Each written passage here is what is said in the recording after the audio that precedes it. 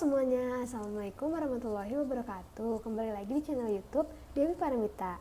Di video kali ini saya akan mereview pembelajaran manajemen keuangan pertemuan 11 mengenai penilaian keputusan investasi. Yang pertama adalah pengertian penilaian investasi. Investasi merupakan penanaman dana yang dilakukan oleh suatu perusahaan ke dalam suatu aset atau aktiva dengan harapan memperoleh pendapatan di masa yang akan datang. Investasi dilihat dari jenis aktivanya dibedakan menjadi dua, yaitu investasi pada aktiva real dan investasi pada aktiva non-real. Selanjutnya adalah metode penilaian investasi yang terdapat 5, yaitu yang pertama metode payback period, yang kedua metode net present value, yang ketiga metode internal rate of return, yang keempat metode accounting rate of return, dan yang terakhir adalah metode profitability index. Yang pertama yang akan saya jelaskan adalah payback period, yaitu bagaimana cara kita bisa mengembalikan dana investasi kita, seberapa cepat atau seberapa lambat dari arus kas yang kita terima.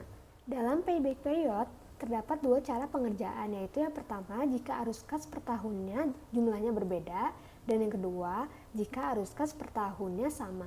Rumus jika arus kas per tahun jumlahnya berbeda yaitu adalah payback period sama dengan N ditambah dalam kurung A dikurang B tutup kurung dibagi dalam kurung C dikurang B tutup kurung dikali 1 tahun. Mana N adalah tahun terakhir di mana jumlah arus kas masih belum bisa menutup investasi mula-mula. A adalah jumlah investasi mula-mula, B adalah jumlah kumulatif arus kas pada tahun ke N, dan C adalah jumlah kumulatif arus kas pada tahun ke N plus 1. Dan rumus jika arus kas per tahunnya jumlahnya sama adalah payback period sama dengan investasi awal dibagi arus kas dikali 1 tahun. Jika periode pengembalian lebih cepat sama dengan layak. Jika periode pengembalian lebih lama sama dengan tidak layak. Dan jika usulan proyek lebih dari 1, maka periode pengembalian yang lebih cepat yang dipilih. Selanjutnya adalah contoh kasus. Contoh kasus yang pertama adalah jika arus kas per tahun jumlahnya sama. PT Semakin Jaya melakukan investasi sebesar $45.000. Jumlah proceed per tahun adalah $22.500, maka payback periodnya adalah payback period sama dengan investasi awal dikali arus kas dikali 1 tahun, sama dengan investasi awalnya adalah $45.000 dibagi arus kasnya yaitu $22.500 dikali 1 tahun, maka hasilnya adalah 2 tahun. Jadi, uang yang tertanam dalam aktiva sebesar $45.000 akan bisa kembali dengan jangka waktu 2 tahun. Selanjutnya adalah contoh yang kedua, jika arus kas per tahunnya jumlahnya berbeda. Jika PT Jaya Mandiri melakukan investasi sebesar $100.000 pada aktiva tetap dengan proceed sebagai berikut. Proceed pada tahun pertama $50.000. Dan proceed kumulatifnya adalah $50.000. Pada tahun kedua, proceednya adalah $40.000 dan proceed kumulatifnya $90.000. Dan tahun ketiga, proceednya $30.000 dan proceed kumulatifnya $120.000.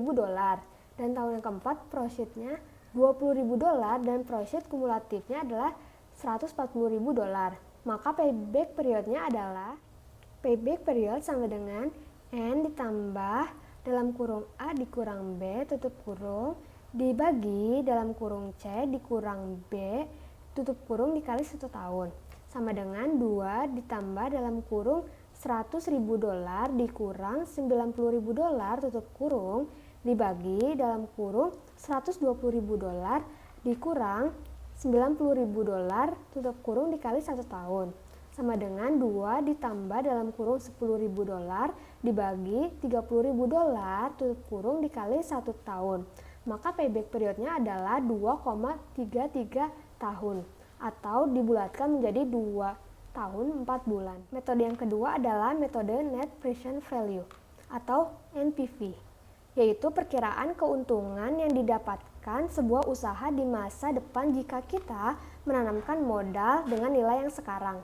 NPV dapat digunakan oleh perusahaan untuk proyeksikan apakah investasi yang mereka lakukan akan menguntungkan atau merugikan. Adapun rumus NPV yaitu NPV sama dengan dalam kurung CT dikali P Viva tutup kurung dikurang C0, di mana CT adalah arus kas per tahun pada periode T dan C0 adalah nilai investasi pada tahun ke-0 dan P Viva adalah tabel suku bunga. Jika NPV lebih dari 0 maka investasi akan mendapatkan keuntungan. Jika NPV sama dengan 0 maka investasi tidak akan mendapatkan keuntungan ataupun kerugian. Jika NPV kurang dari 0, maka investasi akan mendapatkan kerugian. Dan adapun contohnya, yaitu contoh yang pertama adalah arus kas tetap. Manajemen PT Gifan Abadi ingin membeli mesin produksi untuk meningkatkan produksi produknya. Harga mesin produksi yang baru tersebut adalah sebesar 150 juta dengan suku bunga pinjaman 12% per tahun. Arus kas yang masuk diestimasikan sekitar 50 juta per tahun selama 5 tahun. Apakah rencana investasi pembelian mesin produksi ini dapat dilanjutkan?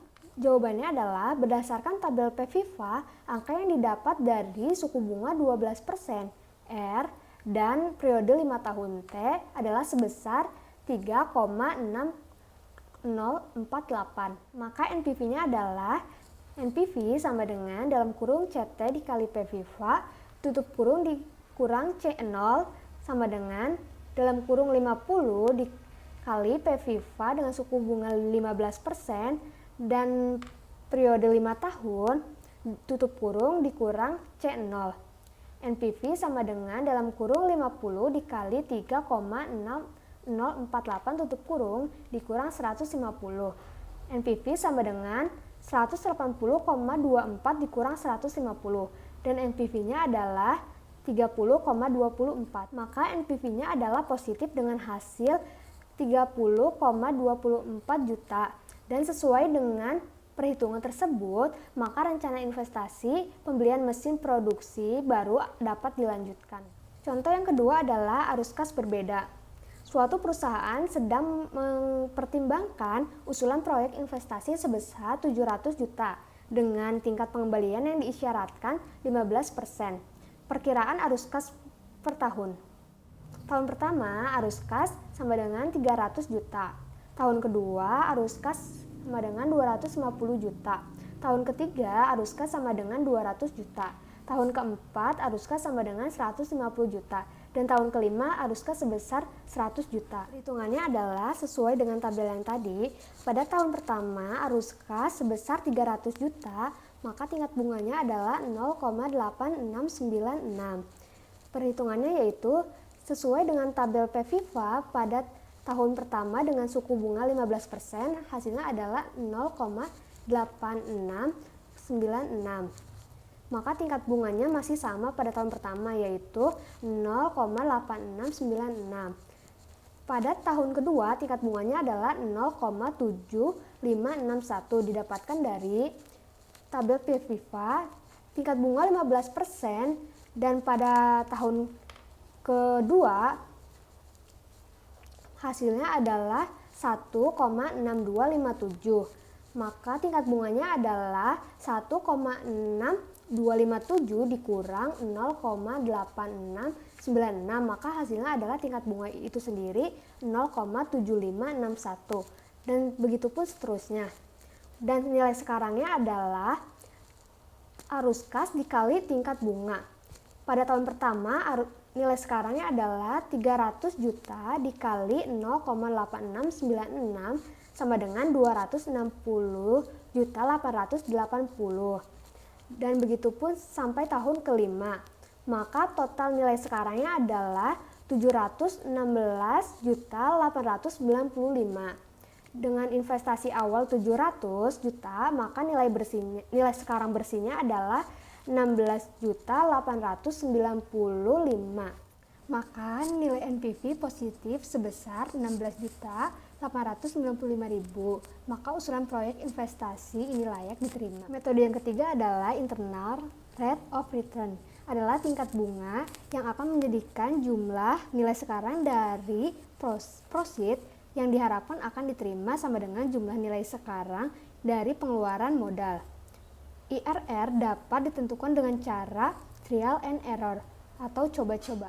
Adapun langkah-langkah menghitung IRR, yang pertama adalah hitung PF arus kas, yang dihasilkan usulan proyek investasi dengan menggunakan tingkat suku bunga yang dipilih sembarangan. Yang kedua adalah bandingkan hasil perhitungan poin 1 di atas dengan jumlah investasinya. Jika hasilnya negatif, coba dengan suku bunga yang lebih rendah. Jika hasilnya positif, coba dengan suku bunga yang lebih tinggi. Yang ketiga adalah lanjutkan poin langkah 2 di atas sampai PF-nya mendekati investasi awal atau selisih PF dengan investasi awal sama dengan min 1 ditambah plus 1. Yang keempat adalah menghitung tingkat diskonto dari usulan proyek investasi tersebut dengan teknik interpolasi. Metode yang keempat adalah accounting rate of return atau ARR. Metode ARR mendasarkan diri pada keuntungan yang dilaporkan pada laporan rugi laba. Rumus perhitungannya adalah yang pertama, accounting rate of return atas initial investment, yaitu dalam kurung IAT dibagi initial investment tutup kurung dikali 100%. Dan yang kedua adalah accounting rate of return atas dasar investasi rata-rata. Rumusnya yaitu sama dengan dalam kurung IAT dibagi investasi rata-rata tutup kurung dikali 100%. Investasi rata-rata sama dengan jumlah investasi dibagi 2. Dari review yang telah saya jelaskan di video kali ini, mohon maaf bila masih ada kekurangan dalam hal penyampaian ataupun isi materi itu sendiri. Kurang lebihnya mohon maaf. Wassalamualaikum warahmatullahi wabarakatuh.